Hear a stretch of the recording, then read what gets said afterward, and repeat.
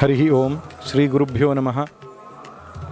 ಗಾಯತ್ರಿ ತಪೋಭೂಮಿಯ ಈ ಸುಕ್ಷೇತ್ರಕ್ಕೆ ಬಂದು ನನಗೆ ಪುನೀತನಾದಂತಹ ಭಾವನೆ ಬಂದಿದೆ.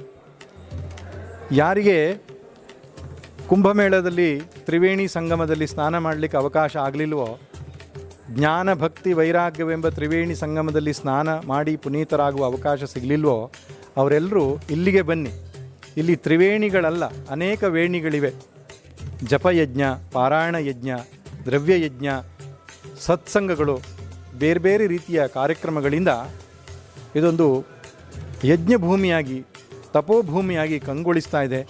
ಆದ್ದರಿಂದ ಈ ಕ್ಷೇತ್ರಕ್ಕೆ ಬಂದು ಈ ಸಾತ್ವಿಕ ತರಂಗಗಳನ್ನು ನಮ್ಮೊಳಗಡೆ ತೆಗೆದುಕೊಂಡು ನಮ್ಮ ಪಾಪಕ್ಷಯ ಮಾಡಿಕೊಂಡು ನಮ್ಮ ಬದುಕಿನಲ್ಲಿ ಒಂದು ಹೊಸ ಬದಲಾವಣೆಯನ್ನು ಕಂಡುಕೊಳ್ಳಲಿಕ್ಕೆ ಸಾಧ್ಯ. ಆದ್ದರಿಂದ ತಾವೆಲ್ಲ ಈ ಸಂದರ್ಭದ ಸದುಪಯೋಗವನ್ನು ಪಡೆದುಕೊಳ್ಳಿ ಅಂತ ಈ ಮೂಲಕ ಕೇಳ್ಕೊಳ್ತೇನೆ. ಹರಿ ಓಂ.